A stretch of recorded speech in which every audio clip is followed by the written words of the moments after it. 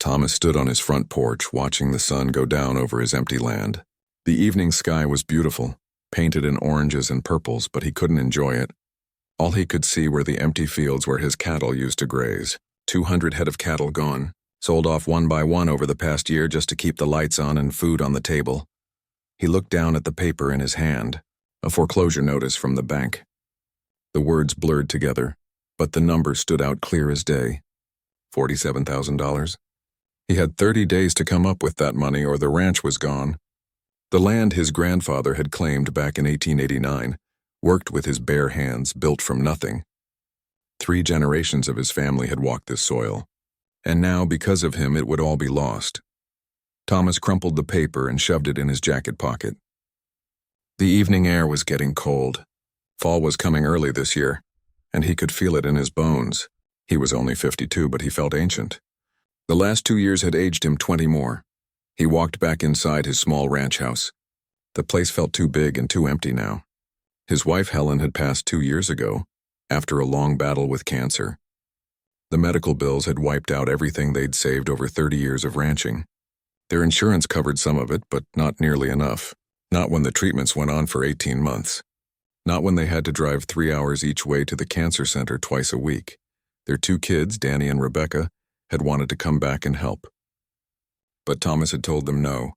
They had their own lives now, their own families to feed. Danny worked construction in Denver, and Rebecca was a teacher in Phoenix. They were doing good, honest work, making decent livings. He wasn't going to pull them back into this mess. This was his problem to solve, except he couldn't solve it. He'd tried everything. After Helen passed, Thomas had thought he could rebuild. He'd taken out a loan, bought a small herd, planned to start over. But then the drought came. 3 summers in a row with barely any rain. The grass died. The creek that ran through his property dried up to a trickle.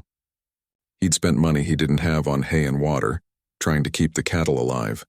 Some died anyway. The rest he'd sold at a loss just to pay the feed bills. Last month he'd sold the last 10 head. Used that money to pay the electricity and fix the truck when it broke down. Now there was nothing left. Thomas walked into his kitchen and opened the cupboard. Half a loaf of bread. A jar of strawberry preserves that Helen had made 3 years ago, the last summer before she got sick. A can of coffee that was almost empty. In the fridge there was some butter, a few eggs, and not much else. He'd go to town tomorrow and use his last $40 to buy some groceries. Make it stretch as long as possible. He wasn't hungry anyway. Thomas poured himself a cup of coffee from the pot he'd made that morning, heated it up in the microwave, and sat down at the kitchen table. The same table where he'd eaten breakfast with Helen every morning for 28 years. The same table where they'd taught their kids to do homework, where they'd celebrated birthdays and holidays and normal Tuesday nights. He pulled the foreclosure notice back out and smoothed it flat on the table. Read it again, even though he'd already memorized every word. Maybe if he read it enough times, the numbers would change. Maybe he'd find some mistake, some loophole, some way out. But there wasn't one. He'd already talked to the bank manager 3 times. The man had been sympathetic but firm. The bank had given him extensions twice already. They couldn't do it anymore. Business was business. He had 30 days. Thomas thought about calling Danny or Rebecca. They'd offered to help before. Pooled together, maybe they could come up with 10 or 15,000. But that wouldn't be enough. And they needed that money for their own families. Danny's wife was pregnant with their 3rd child. Rebecca's husband had just started a new business. No, he couldn't take their money. Wouldn't. He looked around the kitchen, at Helen's curtains still hanging in the windows, at the photographs on the wall showing 4 generations of his family on this land, at the crack in the ceiling he kept meaning to fix, at the worn linoleum floor that Helen had wanted to replace but they'd never gotten around to. This house held every memory he had, his grandfather's stories told by the fireplace, learning to rope cattle from his father, teaching his own son to ride a horse, Helen's laugh echoing through these rooms, the smell of her cooking, the sound of her humming while she did dishes. How could he let it all go? But what choice did he have? Thomas finished his coffee and looked out the window. Full darkness had settled over the ranch now. No lights from neighbors, nobody for miles around. Just him, alone with empty fields and empty pockets and an empty future. He thought about tomorrow, about the day after that, about the 30 days he had left. What would he do? Where would he go? At 52, who would hire him? He'd been ranching his whole life. It was all he knew. Maybe he could find work on somebody else's ranch, but those jobs were hard to come by. Most ranchers were struggling just like him. Thomas stood up and walked to the window, looked out at the land that had been everything to his family. In the moonlight, he could almost see the ghosts of his cattle grazing peacefully, could almost hear his father calling out instructions, could almost feel Helen standing beside him, her hand in his, but it was just moonlight and memories. He turned away from the window and headed toward his bedroom. Another long night ahead, another day of worry tomorrow. The wood stove in the living room was barely putting out heat. He'd been trying to conserve firewood, burning just enough to keep the pipes from freezing. October was here and winter was coming. He'd need to figure out how to stay warm without spending money he didn't have. Thomas lay down on his bed, still wearing his clothes. Too tired to change, too tired to think, too tired to hope. He closed his eyes and tried to sleep, but his mind kept spinning. Numbers and dates and impossible choices tumbling over each other in the darkness. This was his breaking point. He'd held it together through Helen's death, through the drought, through selling off everything he'd built. But this foreclosure notice, this final countdown, this was the end. There was no way out. No miracle coming. No last-minute save. Tomorrow he'd wake up and face another day of this reality. And the day after that, until the 30 days ran out and the bank came to take what was left. Thomas stared at the ceiling in the darkness, wondering how his life had come to this.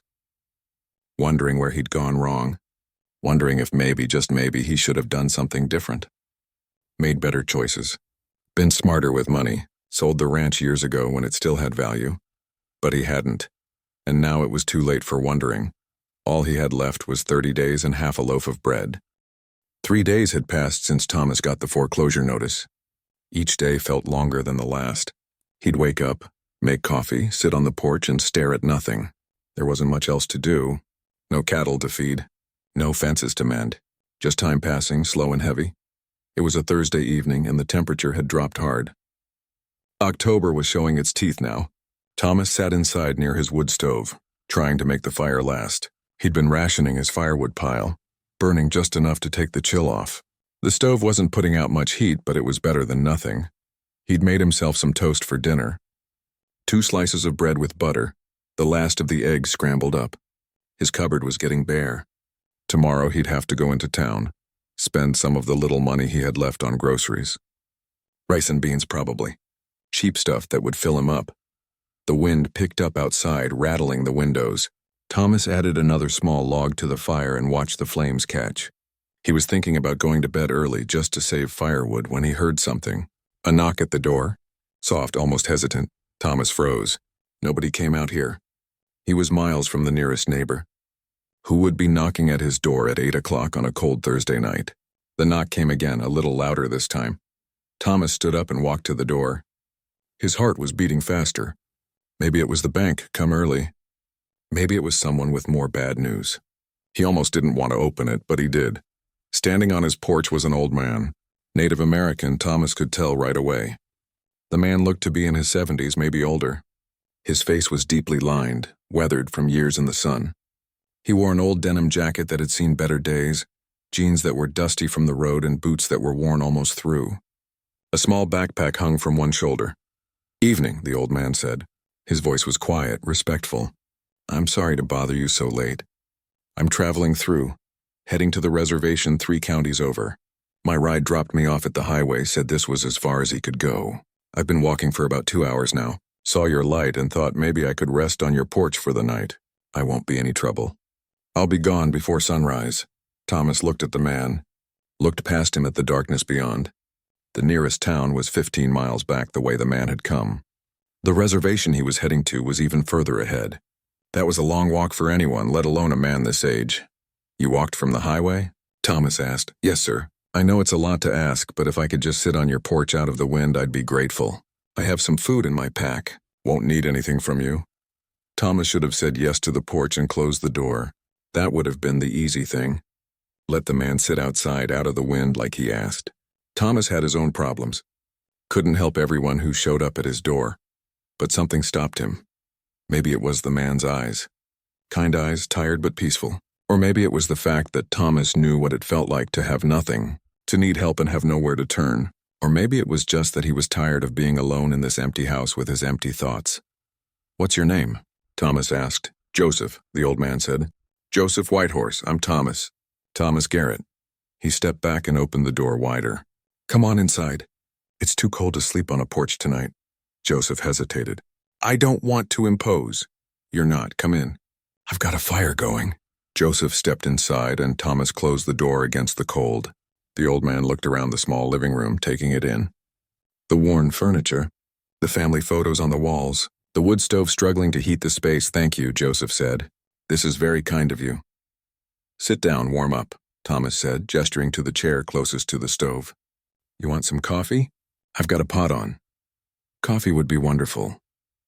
Thomas went to the kitchen and poured 2 cups. When he came back, Joseph had taken off his backpack and was holding his hands out toward the fire. His fingers were red from the cold. "How long you been walking?" Thomas asked, handing him the coffee. "Since this morning. I was staying with a cousin in Millerton.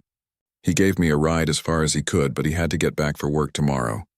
Said he was sorry, but that was the best he could do. That's a long day of walking. I'm used to it. Done a lot of walking in my years." Joseph sipped his coffee and closed his eyes. "This is good. Thank you." They sat in silence for a few minutes.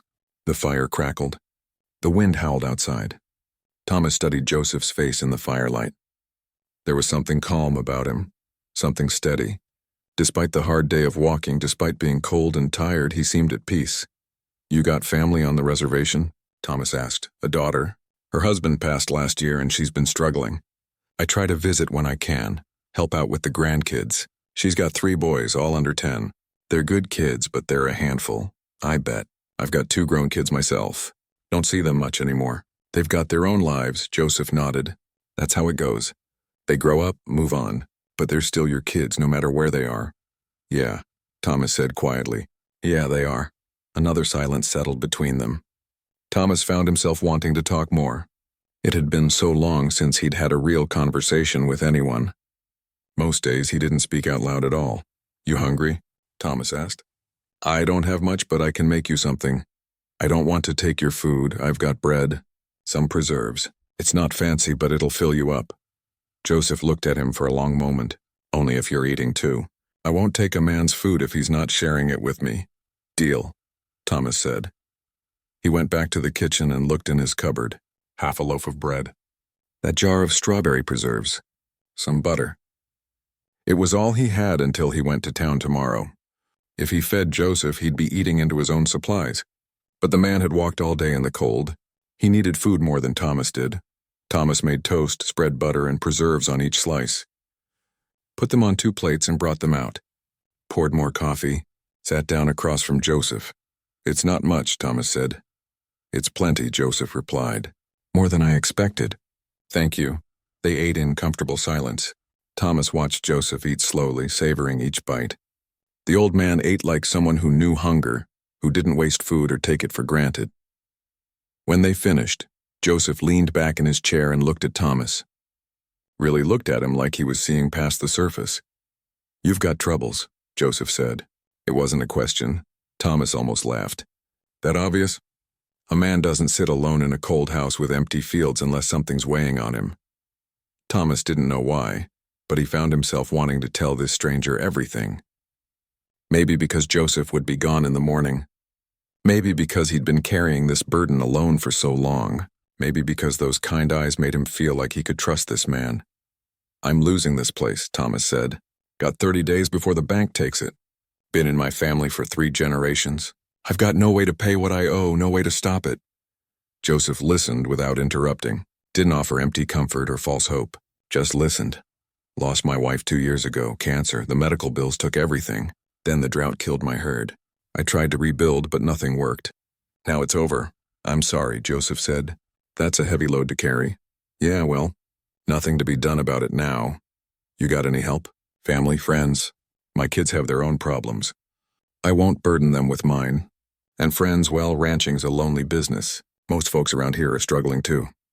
Joseph nodded slowly. "I understand. I lost my wife 5 years ago. My son died in the war 20 years before that. My daughter lost her husband last year. Life takes from us sometimes more than seems fair. I'm sorry, Thomas said. We all carry losses. The question is what we do with them. Do we let them make us hard or do we let them make us kind? Thomas didn't know what to say to that. He looked down at his empty plate. You shared your food with me tonight, Joseph continued. That tells me something about who you are. A man facing what you're facing, you could have turned me away. You had every right to, but you didn't. You brought me in, fed me. That matters. It's just toast, Thomas said. No, Joseph said softly. It's not just toast. It's the last of what you have. And you shared it. That's everything. Thomas felt something crack inside his chest. He looked away, blinking hard. They talked for another hour. Joseph told stories about his grandkids, about his life, about the reservation. Thomas found himself talking too, telling stories about Helen, about his kids, about better days on the ranch.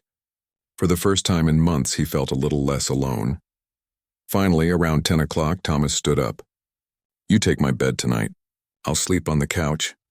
I can't take your bed. You can and you will. You've walked all day. You need real rest.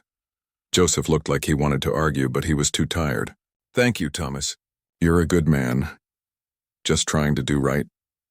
Thomas showed Joseph to the bedroom, gave him a clean towel, made sure he had everything he needed. Then he went back to the living room, added one more log to the fire, and lay down on the couch with an old blanket. As he closed his eyes, Thomas thought about Joseph's words. About sharing what little he had. About kindness in hard times. He didn't know why, but something about tonight felt important. Like maybe in helping this stranger, he'd helped himself somehow. Thomas woke up on the couch around 6 in the morning, like always. His body didn't know how to sleep past sunrise, even when there was no work to do. The fire in the stove had died down to embers during the night. The house was cold again. He sat up, his back aching from the couch. He was getting too old to sleep on furniture. But it was worth it. Joseph needed a real bed more than he did. Thomas added some kindling to the stove, got the fire going again, and went to the kitchen to start coffee. While it brewed, he stood at the window looking out at his empty fields in the early morning light. Another day. 27 days left now. He heard movement from the bedroom. A few minutes later, Joseph came out, his silver hair neat, his face washed. The old man looked more rested than he had last night. Morning, Thomas said. Coffee's almost ready. Morning. I hope I didn't take your bed for too long. I meant to be up and gone before you woke. You're not going anywhere without breakfast. Have a seat. Thomas poured 2 cups of coffee and brought them to the table. Then he went back to the kitchen to see what he could make. The cupboard was even more bare than before. He'd used a good portion of the bread last night. What was left wouldn't last long, but Joseph needed food for his journey. The reservation was still a long walk away. Thomas made the last of the bread into toast, used the rest of the butter, opened that jar of strawberry preserves, the one Helen had made.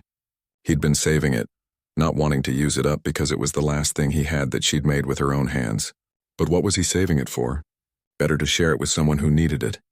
He brought the plates to the table and sat down across from Joseph. This is too much, Joseph said, looking at the toast. This is your food. We're both eating. Besides, you've got a long walk ahead. You need your strength. Joseph picked up his toast and took a bite. His eyes closed for a moment. These preserves are wonderful. My wife made them. 3 years ago, last summer, before she got sick. She loved making preserves. Would spend all day in the kitchen, canning fruits and vegetables from our garden. She must have been a special woman. She was. 28 years we were married. Not nearly long enough, they ate slowly. Thomas watched Joseph savor each bite, and he found himself doing the same. When was the last time he'd actually tasted his food instead of just eating to fill his stomach? When was the last time a simple breakfast felt like something worth appreciating? Joseph finished his toast and wrapped his hands around his coffee cup, warming them. He looked around the kitchen, and Thomas saw his eyes land on the foreclosure notice still sitting on the table where he'd left it 3 days ago. The bank, Joseph said quietly. Yeah. 30 days. Well, 27 now. How much? Thomas almost didn't answer. It seemed too personal, too shameful to say out loud. But Joseph had shared his own losses last night. Fair was fair. $47,000. Joseph let out a low whistle.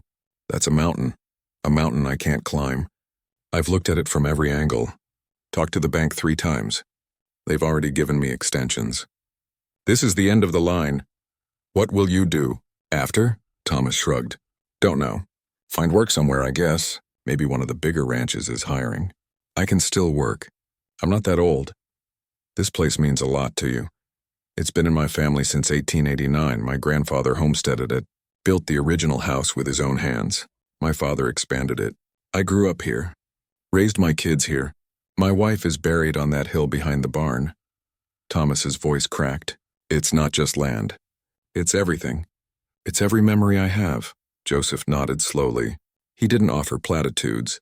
Didn't say it would be okay or that things would work out. He just sat with Thomas in the weight of it. You know what I've learned in my 74 years? Joseph said after a while. The things that matter most can't be taken away by banks or drought or bad luck. The love you had for your wife, that's still here. The lessons you taught your children, they carry those forever.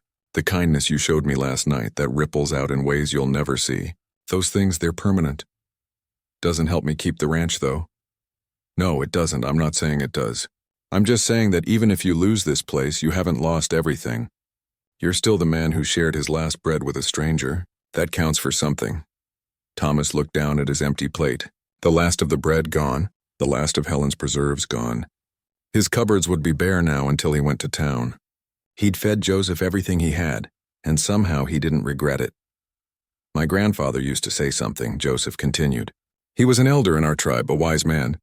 He said, "The measure of a person is not what they keep for themselves, but what they give when they have nothing left to give."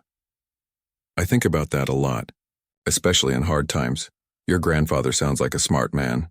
He was. He lived through things that would have broken most people, saw his way of life nearly destroyed, lost children to disease and poverty. But he never became bitter. He always found ways to help others, even when he had almost nothing himself. Thomas thought about that, about giving when you have nothing. He'd never thought of himself as generous. He'd just done what seemed right, bringing Joseph in from the cold, feeding him breakfast. But maybe Joseph was right. Maybe that did count for something. I appreciate you saying that, Thomas said. Makes me feel a little less like a complete failure. You're not a failure. Bad things happen to you. That's not the same as failing. They sat in silence for a few minutes, finishing their coffee. The morning sun was getting brighter outside. Joseph would need to get back on the road soon if he was going to make it to the reservation before dark. I should get going, Joseph said, as if reading Thomas's thoughts. Thank you for everything. The warm place to sleep, the food, the conversation. You didn't have to do any of it, but you did. Least I could do. I just wish I could do more. Give you a ride or something. But my truck's been acting up and I can't risk breaking down. Need it to get to town. Don't worry about it. I'm used to walking. Besides, it gives me time to think, to pray, to notice things I'd miss if I was in a car. Joseph stood up and went to get his backpack from the living room. Thomas followed him to the door. He felt a strange reluctance to see the old man go. Having company, even for just one night, had reminded him what it felt like to not be completely alone. At the door, Joseph turned and put a hand on Thomas's shoulder. I want to tell you something. Last night, you showed me kindness when you didn't have to. That matters more than you know. The Creator sees these things, sees every act of generosity, especially the ones that cost us something. I'm not a religious man, Thomas said. Doesn't matter. Kindness is kindness. It has a way of coming back around.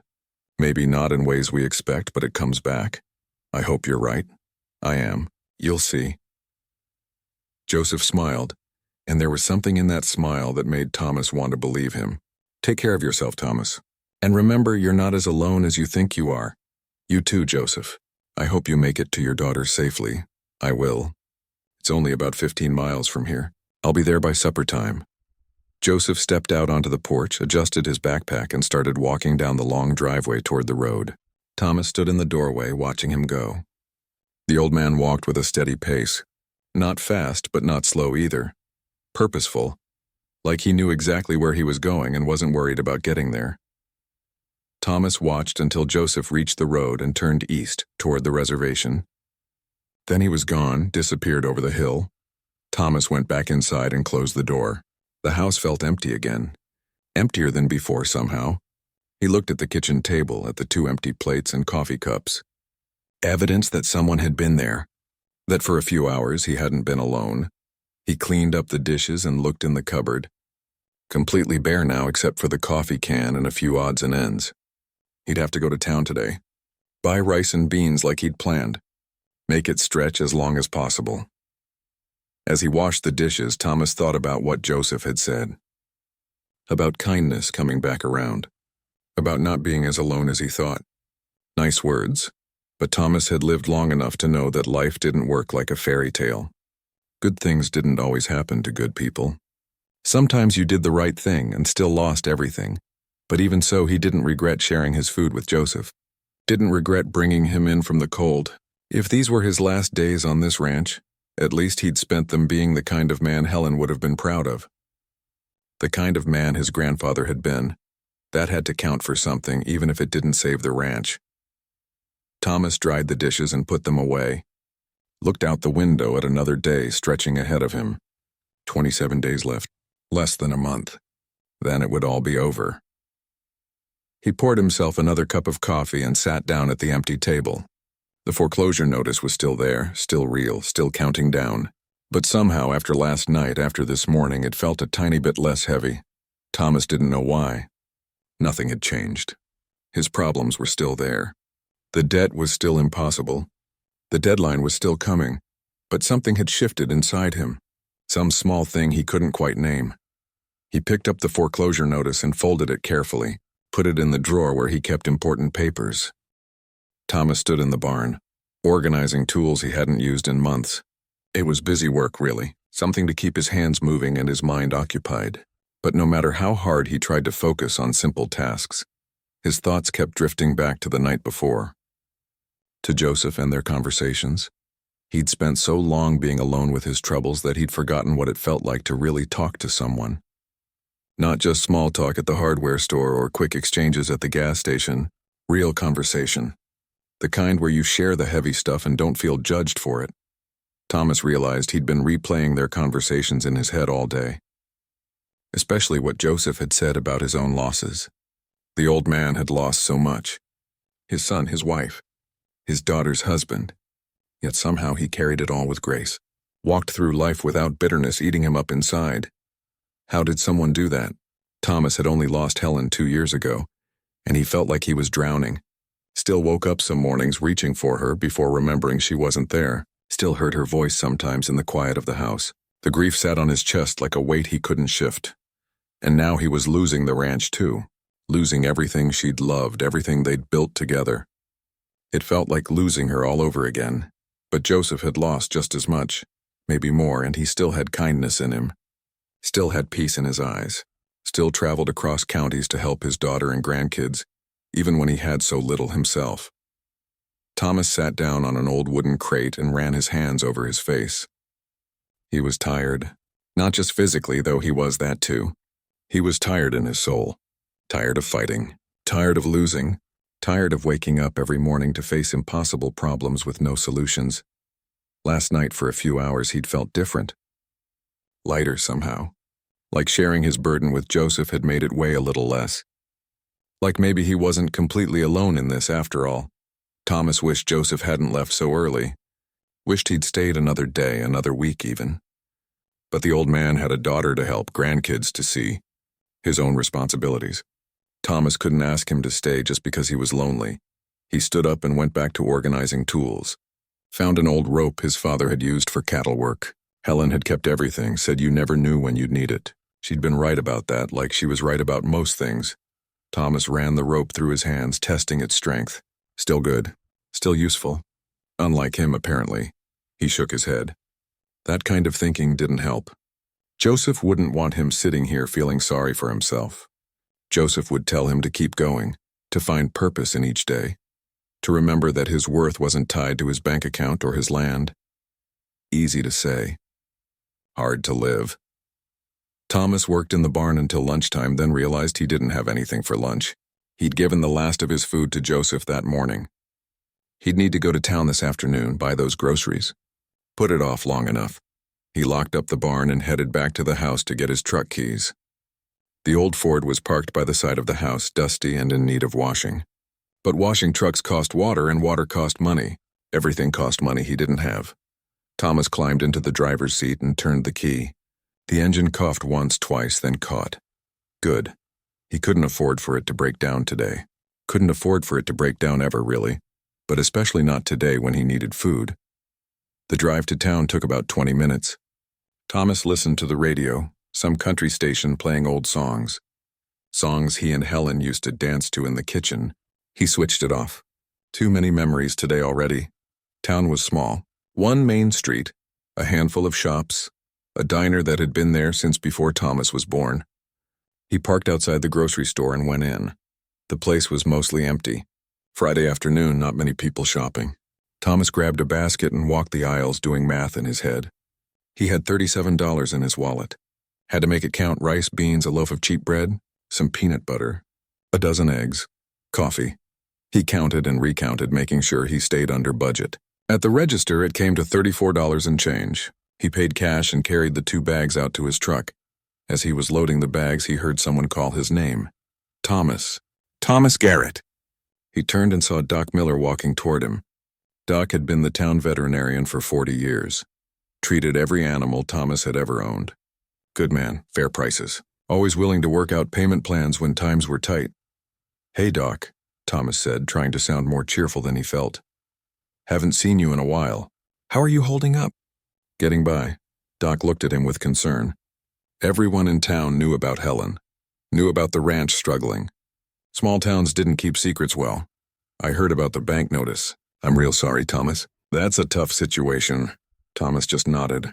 Didn't trust himself to speak. "If there's anything I can do," Doc continued, "anything at all, you let me know. We go back a long way, you and me." "I appreciate that, Doc, but I don't think there's much anyone can do at this point." "Well, the offer stands. You need anything, even just someone to talk to, you call me." "Will do, thanks." Doc patted him on the shoulder and headed into the store. Thomas climbed into his truck and sat there for a minute. Good people in this town. People who cared. But caring didn't pay off $47,000 in debt. Caring didn't stop the bank from foreclosing. Thomas drove home, his 2 grocery bags on the seat beside him. At least he had food now. At least he wouldn't starve for the next couple weeks. Small victories. When he got home, he unloaded the groceries and made himself a peanut butter sandwich. Ate it standing at the kitchen counter, looking out the window at the empty fields. The sun was starting to get lower in the sky. Evening coming on. Thomas thought about Joseph again. Wondered if he'd made it to his daughter's place yet. Hoped the old man was warm and safe and having supper with his grandkids. He finished his sandwich and went to sit on the porch. It had become a habit sitting out here at sunset, watching the day end, counting down the days he had left. 27 days now. Less than 4 weeks. Thomas sat in his old rocking chair, the one his father had made by hand 60 years ago. He rocked slowly, listening to the wood creak. Familiar sounds. Comforting sounds. The sky turned orange and pink as the sun dropped toward the horizon. Beautiful like always. The land might be empty and the future might be dark, but the sunsets were still beautiful. That was something, at least. Thomas thought about what Joseph had said. About the things that can't be taken away. Love. Memories. Kindness. Maybe the old man was right. Maybe even after the bank took the ranch, Thomas would still have those things. They'd still matter. But God, it was hard to believe that right now. Hard to see past the loss of this place. This was where Helen's ashes were scattered. Where his kids learned to ride horses. Where 3 generations of his family had lived and worked and loved. How could he walk away from that? The sun disappeared below the horizon, leaving behind streaks of purple and gold. Thomas stood up and went inside. Another day done. Another day closer to the end. He made himself some rice and beans for dinner. Simple food, but it filled him up.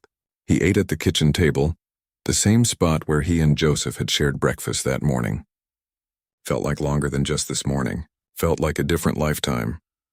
After dinner, Thomas tried to read, but he couldn't focus. Tried to watch TV, but nothing held his interest. Finally, he just sat by the wood stove, feeding it small pieces of wood, watching the flames dance. His mind wandered back through the years. Remembered bringing Helen home to this house after their wedding. She'd been so young, so full of life and plans. They were going to build something together, and they had. 30 years of partnership, 30 years of love. Thomas remembered the day Danny was born. Rushing Helen to the hospital in the middle of the night, terrified and excited all at once. The moment he held his son for the first time, that tiny, perfect person, knowing his life had changed forever. Then Rebecca 3 years later. Another rush to the hospital. Another perfect baby. His family complete. He remembered teaching the kids to ride. Danny falling off his first pony and crying, but getting right back on because he didn't want to disappoint his dad. Rebecca fearless from the start, galloping across the fields with her hair flying behind her. So many memories. Birthday parties and Christmas mornings, school plays and graduation ceremonies, watching his kids grow up, move away, start their own lives. Proud and heartbroken all at once, and Helen through all of it. His partner. His best friend. The person who knew him better than he knew himself. Gone now, 2 years, and it still felt fresh. Still felt impossible. Thomas added another log to the fire and wiped his eyes. He was getting sentimental in his old age. But what else was there to do? The past was all he had left. The future was just 27 days of dread. He thought again about Joseph. About their conversation last night. The old man had asked him about his troubles, and Thomas had opened up in a way he hadn't with anyone since Helen died. Just poured it all out, the debt, the foreclosure, the feeling that he'd failed everyone who'd ever counted on him, and Joseph had listened. Really listened. Didn't try to fix it or minimize it. Just sat with him in it. Then Joseph had shared his own story. His losses. His struggles. And somehow knowing that someone else understood pain. Thomas's eyes opened at 5:30 in the morning, same as always. Even in retirement from ranching, even with no cattle to tend, his body still woke before sunrise. 30-plus years of early mornings had trained him like a soldier. He lay in bed for a few minutes, listening to the silence. The house was cold. He'd let the fire die out completely last night to save wood. His breath made small clouds in the air. Winter was definitely coming. 26 days left. He'd woken up counting again. Thomas pushed back the blankets and swung his legs out of bed. His knees creaked. His back was stiff. 52 wasn't old, but ranching aged a body faster than office work did. All those years of lifting hay bales and fixing fences and wrestling cattle had taken their toll. He shuffled to the kitchen in his socks and started the coffee maker. While it brewed, he stood at the window watching the darkness slowly lighten toward dawn. Stars were still visible but fading. The sky was clear. Going to be a cold day but probably sunny. Thomas poured his first cup of coffee and cupped it in both hands, letting the warmth seep into his fingers. He'd slept poorly, tossing and turning, waking up every couple hours. Dreams about the ranch being sold. Dreams about packing up and leaving. Dreams about Helen asking him why he couldn't save their home. He shook his head, trying to clear the cobwebs. Dreams weren't real. His problems were. The coffee helped wake him up. Thomas drank it black, standing by the window. The sky was getting lighter now. Dawn was maybe 15 minutes away. He should get dressed, maybe go check the property lines or do something productive. Sitting around wasn't helping anyone. But then he heard something. Thomas froze, coffee cup halfway to his lips. He cocked his head, listening. There it was again. A sound he hadn't heard in over a year. A sound that made his heart skip a beat because it was impossible. The low, unmistakable sound of cattle. Thomas set his coffee cup down so fast it sloshed onto the counter. He pressed his face to the window, squinting out at the darkness. He couldn't see anything yet. The sun wasn't up. But he could hear them. Multiple animals, their voices carrying across the empty fields. He was dreaming. Had to be, or going crazy. Stress did that to people. Made them hear things that weren't there. But the sound continued. Definitely cattle. Maybe a dozen of them. Maybe more. Thomas ran to his bedroom and pulled on his jeans, his boots, not bothering with socks. Grabbed his jacket off the hook by the door. Stepped outside into the freezing pre-dawn air. The sounds were louder out here, coming from his south pasture. Thomas walked quickly, his boots crunching on the frost-covered grass. His heart was pounding. This didn't make sense. There couldn't be cattle in his field. He'd sold the last of them weeks ago. Nobody else had cattle anywhere near here. The sky was lighter now, that gray-blue color just before sunrise. Light enough to see shapes. And as Thomas crested the small hill that led down to the south pasture, he stopped dead in his tracks. His field was full of cattle, not a few strays. Not a couple head that had wandered over from a neighbor's place. Dozens of them. Maybe more than that, grazing peacefully like they'd always been there. Like his fields hadn't been empty for a year. Thomas stood frozen, his mind refusing to process what his eyes were seeing. This was impossible, completely impossible. He walked down the hill slowly, like approaching a mirage that might disappear if he moved too fast. The cattle didn't spook. They just kept grazing, their breath making clouds in the cold air. Thomas counted. 15 in the south pasture. He walked to the fence line and looked toward the east pasture. More there. At least 20. Maybe 25. He climbed the fence, which he hadn't done in months, and walked among them. They were real, solid, warm bodies shifting away from him as he passed. Different breeds, different colors. Black Angus, Herefords, some crossbreeds. All healthy looking. All well fed. Thomas reached out and touched one, a Black Angus heifer. She turned her head to look at him with big dark eyes, then went back to grazing. Real. Not a hallucination. Not a dream. The sun broke over the horizon, flooding the fields with golden light. Thomas turned in a slow circle, counting. More cattle in the north pasture. At least 15 there. Some younger ones, some mature breeding stock. In total, he estimated 60 to 70 head. Maybe more if there were some in the far corners he couldn't see yet. $60,000 to $70,000 worth of cattle. Just standing in his fields like they belonged there. Thomas felt his legs go weak. He sat down right there in the grass in the middle of his south pasture, surrounded by impossible cattle that couldn't be there but were. He was shaking. Not from the cold, from shock, from confusion, from something that felt dangerously close to hope. Where did they come from? How did they get here? Whose were they? Thomas stood up and looked at the nearest cattle more carefully. They wore brands, different ones. He recognized a few from local ranches, but others were unfamiliar. Some looked like tribal brands from the reservation. The reservation. Joseph Dyer. Thomas's mind spun. Joseph had left yesterday morning. That was what, 24 hours ago? There was no way, no possible way one old man walking on foot could have arranged this, could have gathered cattle from multiple ranches and had them delivered overnight. But Joseph had said something. What was it? Something about kindness coming back around, about not being as alone as Thomas thought. Thomas pulled out his phone to check the time. 6:15 in the morning. His hand was shaking so bad he could barely hold the phone steady. He needed to figure this out. Needed to understand what was happening. These cattle couldn't just be his. Someone owned them. Someone would come looking for them. He couldn't just keep them, could he? Thomas walked back toward the house, his mind racing. He needed to make calls, find out who these cattle belonged to. But it was 6 in the morning on a Saturday. Nobody would answer this early. At the house, he grabbed his coffee, now lukewarm, and drank it anyway. His hands were still shaking. He set the cup down and looked out the window again. The cattle were still there, still grazing peacefully, still impossibly real. Thomas noticed something on the kitchen table, a piece of paper that hadn't been there last night. He picked it up with trembling fingers. The handwriting was careful, neat, written in pencil on a piece of notebook paper.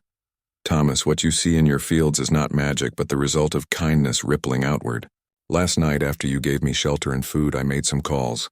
Reached out to people I know, people who've been helped before, and remember what that felt like. These cattle are gifts and loans from good people who want to see you succeed. Your generosity reminded them of what matters most. The herd is yours to rebuild with. One condition. When you're back on your feet, help the next person who needs it. The circle continues. Walk in peace. Joseph. Thomas read it 3 times. 4 times. His vision kept blurring. He wiped his eyes and read it again. Gifts and loans. From people Joseph knew. People who wanted to help because Thomas had shared his last bread with a stranger. It didn't seem real. Things like this didn't happen in real life. People didn't just give away cattle worth tens of thousands of dollars because you fed them toast and let them sleep in your bed. But the cattle were out there, real and solid and grazing in his fields. Thomas sat down hard in his kitchen chair, still holding the note. His whole body was shaking now. He put his face in his hands and started to cry. Deep, wrenching sobs that came from somewhere he'd kept locked away for 2 years. Since Helen died, since his world fell apart, he cried for the loss and the grief. For the fear and the shame, for the impossible mercy of what he was seeing out his window, for the fact that a stranger had done what seemed impossible, had given him a chance when he'd had none. Thomas cried until he couldn't anymore, until he was empty and exhausted and wrung out like an old dish rag. Then he lifted his head, wiped his face, and read the note one more time. Gifts and loans, a herd to rebuild with. A condition, help the next person who needs it. The circle continues. Thomas stood up on shaky legs and walked back to the window. The sun was fully up now, bright and clear. The cattle were still there, grazing peacefully in morning light. His fields weren't empty anymore. He had cattle. He had a chance. He had hope. Not enough to pay off the bank, not yet. But maybe enough to start. Maybe enough to show the bank he was serious about rebuilding. Maybe enough to negotiate a better deal, more time, a payment plan that didn't end in foreclosure. Maybe. Thomas grabbed his jacket and went back outside. He needed to check all the pastures, count the cattle properly, look at their brands, figure out exactly what he was dealing with. Then he'd start making calls. Find out who these animals came from, thank them, promise to pay them back somehow. As he walked down toward the south pasture again, Thomas thought about Joseph. About the old man who'd knocked on his door 2 nights ago. Cold and tired and asking for nothing more than a place to rest. The man who'd shared stories and wisdom and somehow, impossibly, had changed everything. Thomas didn't understand how Joseph had done it.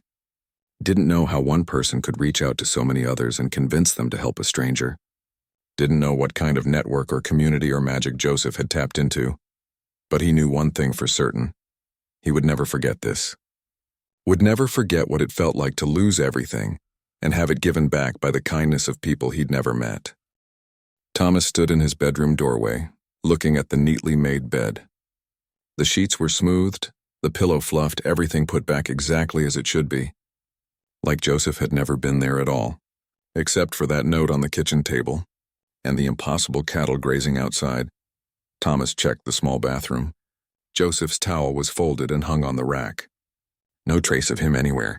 The man had vanished like smoke, leaving behind only his gift and his words. Thomas went back to the kitchen and picked up the note again. Studied Joseph's handwriting.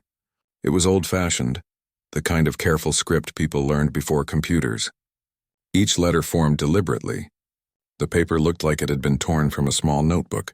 Joseph must have had it in his backpack. But when did he write it? When did he make all those calls? Thomas looked at his kitchen phone on the wall. Joseph must have used it while Thomas was asleep on the couch. Must have stayed up late into the night, calling people, asking for help for a stranger he'd just met. How did you even do that? How did you convince people to give away cattle worth thousands of dollars? Thomas pulled out his cell phone. It was 7 in the morning now. Still early, but he couldn't wait anymore. He needed to understand what was happening. Needed to find Joseph and thank him properly. Needed to know who these cattle belonged to so he could start figuring out how to repay them. But he didn't have Joseph's number. Didn't even know his last name for sure. Whitehorse, he'd said. Joseph Whitehorse. That was all Thomas knew. He could call the reservation. But which one? Joseph had said it was 3 counties over. There were 2 reservations in that direction. And even if Thomas found the right one, how would he find Joseph? Ask for the old man who helped strangers? Thomas set his phone down and rubbed his face. He was thinking about this all wrong. Joseph had left him a note. Had explained what happened. Had told him what to do next. Thomas needed to trust that. Gifts and loans. From people who remembered being helped and wanted to pay it forward. Thomas went back outside to the south pasture.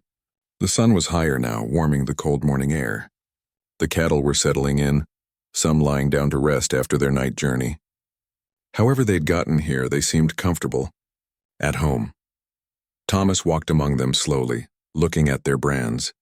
He recognized the Circle T brand from the Taylor Ranch about 40 miles west. Recognized the Rocking M from Old Man Martinez, who'd been ranching longer than Thomas had been alive. Saw brands he didn't know, symbols that looked like they might be tribal marks, a mix of cattle from different places, different people. All here because of Joseph's calls. Thomas heard a vehicle coming up his long driveway. His heart jumped. Maybe it was someone coming to explain, or to take the cattle back, or to tell him this was all a mistake. He walked back toward the house. A truck was pulling up, a newer Ford F-250. Thomas didn't recognize it. The driver's door opened and a man stepped out. Native American, maybe in his 50s, wearing a denim jacket and a cowboy hat. "You Thomas Garrett?" the man called out. "I am." The man walked toward him with his hand extended. "I'm Frank Whitehorse, Joseph's nephew. He called me last night. Thomas shook his hand, his mind spinning. Your uncle, he's here? I mean, I thought he left yesterday morning. He did. But he stopped at my place about noon. Used my phone to make calls while I made him lunch. Then he asked me to bring some cattle here. 5 head from my herd. Had me call some other folks too. We've been working all night getting animals here. You brought cattle here in the dark? Me and about 6 other guys. Joseph coordinated the whole thing. Told us your story. Asked if we could help. Everyone said yes. Thomas felt his throat tighten. I don't understand. Why would you do this? You don't even know me. Frank smiled. Joseph knows you. That's enough for us. Besides, 5 years ago I was where you are now. Dead up to my eyeballs, about to lose everything. Joseph helped me then. Got people together. Helped me restructure, gave me a path forward. Now I've got a thriving operation. Time to pay it back. I can't just take your cattle, you're not taking them. It's a loan. 3 of them are yours to keep, build breeding stock. 2 are on loan for 3 years. When you're back on your feet, you give me 2 good heifers from your herd. No interest. No timeline. Just when you can. Thomas didn't know what to say. Frank clapped him on the shoulder. Look, I know it's hard to accept help. Pride's a tough thing. But Joseph taught me something important.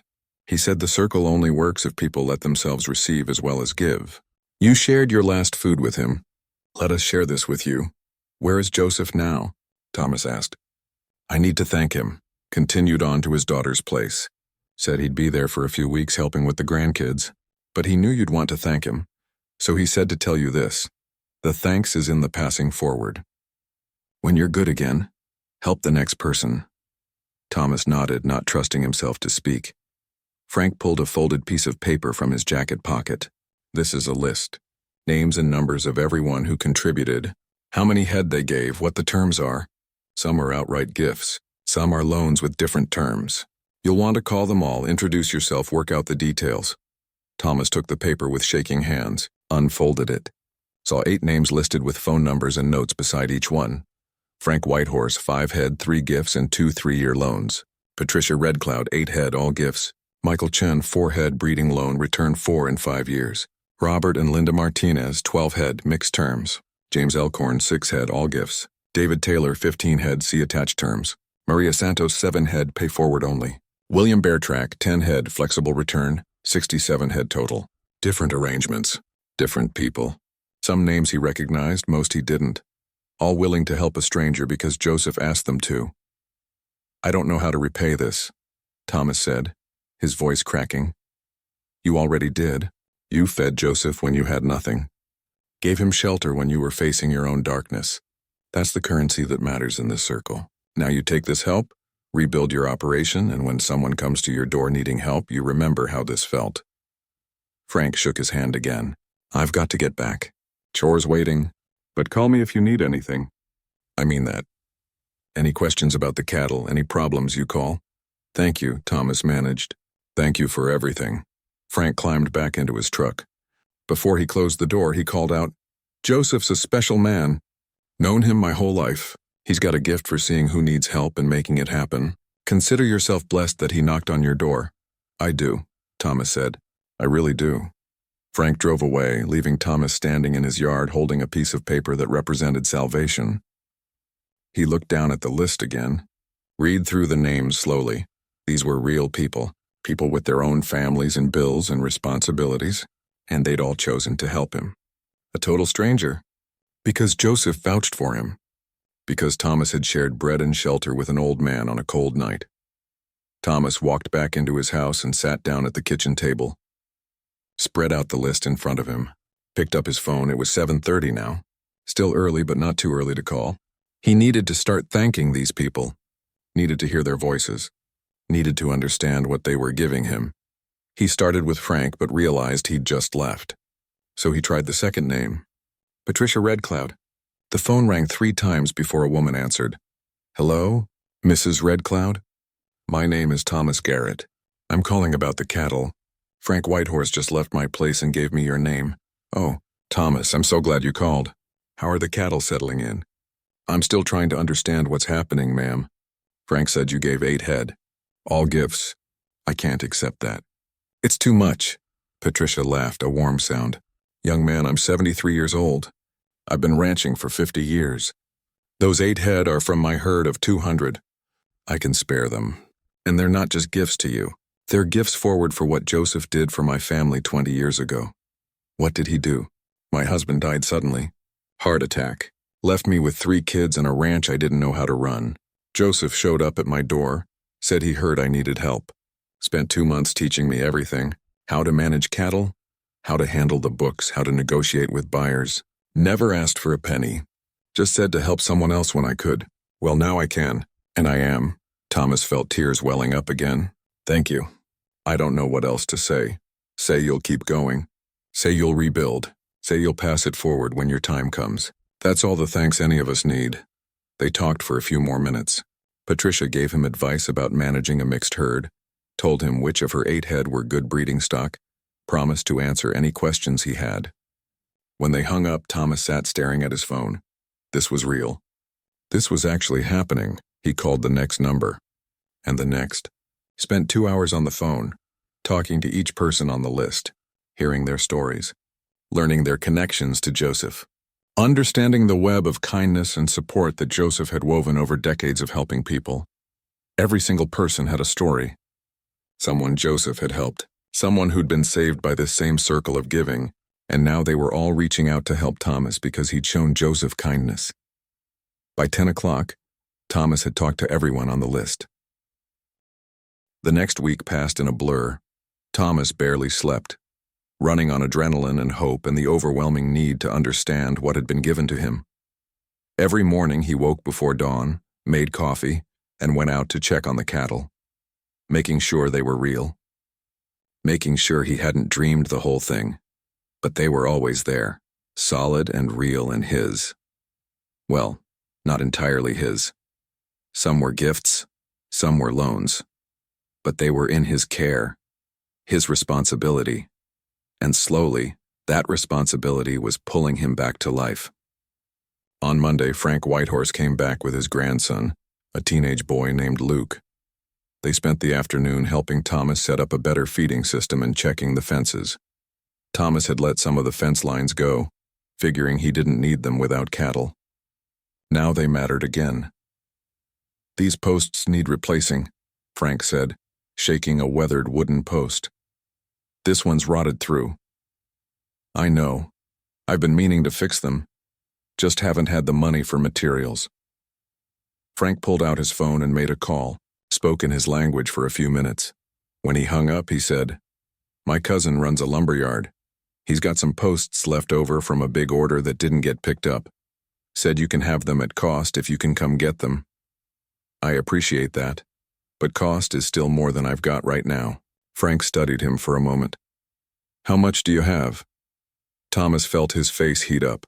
Pride wanted him to lie, to say he was fine, but these people were helping him. They deserved honesty. "About $12, until I can sell some cattle. But I can't sell them yet. They just got here." Frank nodded.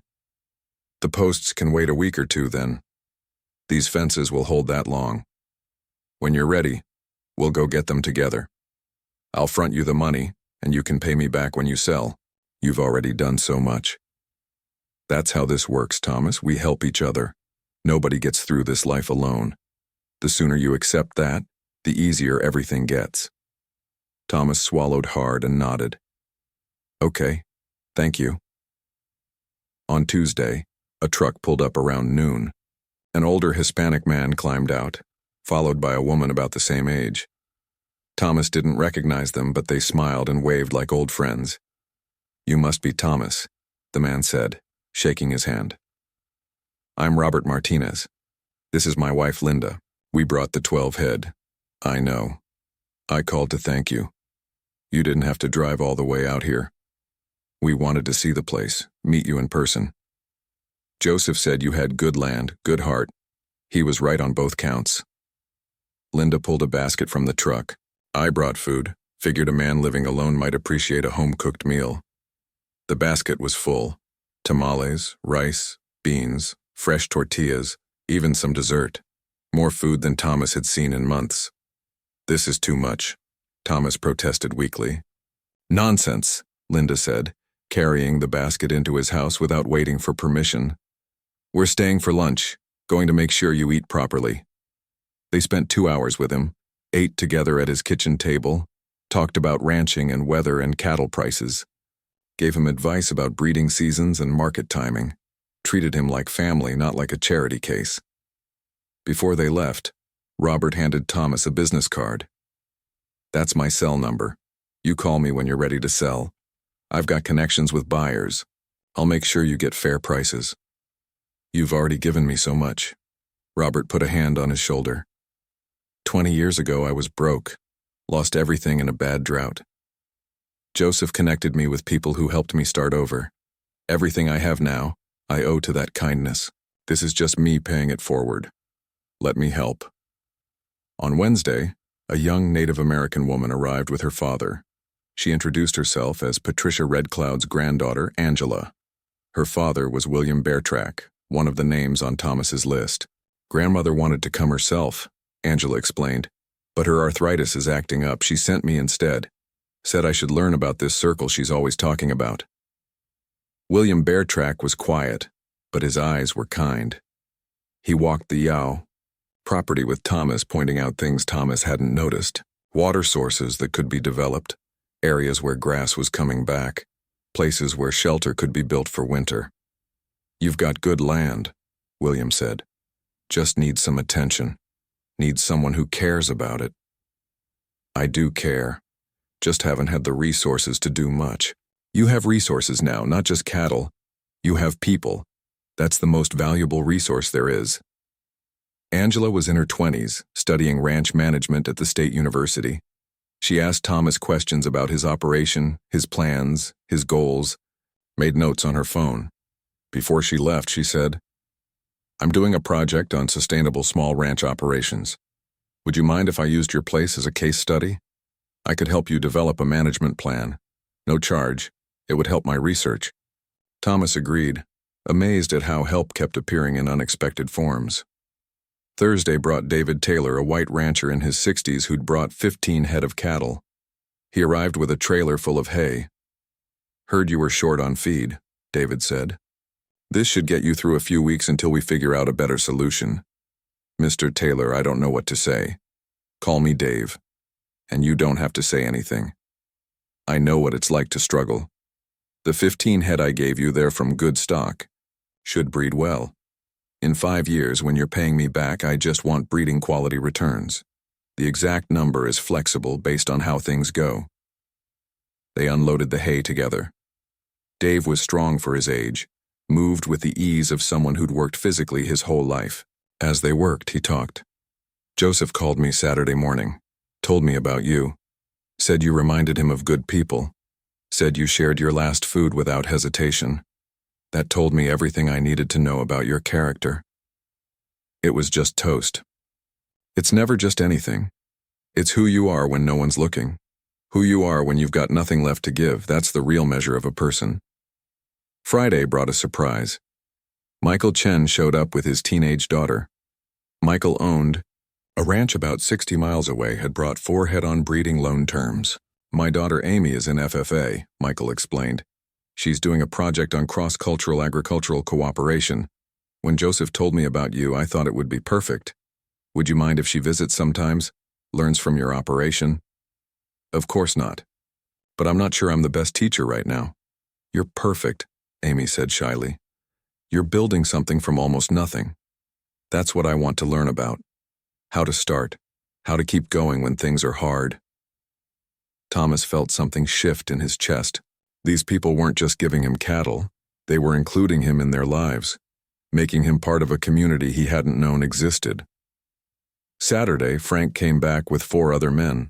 They spent the day working on Thomas's property, fixed fence lines, cleared brush, repaired the barn door that had been hanging crooked for 6 months, wouldn't accept payment, wouldn't even let Thomas buy lunch.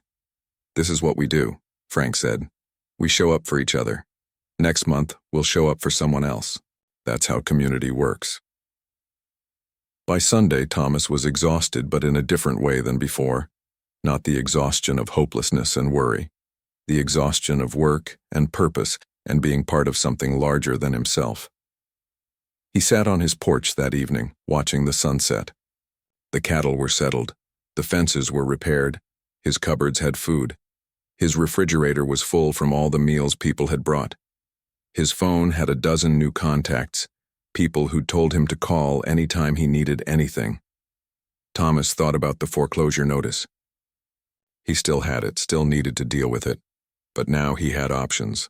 Now he had cattle to sell, people to advise him, a community backing him up. Monday morning, he drove to town, walked into the bank with his head up instead of down, asked to speak with the manager. Mr. Peterson looked surprised to see him. Probably expected Thomas to just disappear, let the foreclosure happen without a fight. Mr. Garrett, what can I do for you? I want to discuss my loan. I'm not ready to pay it off yet, but I've had a change in circumstances. I've acquired.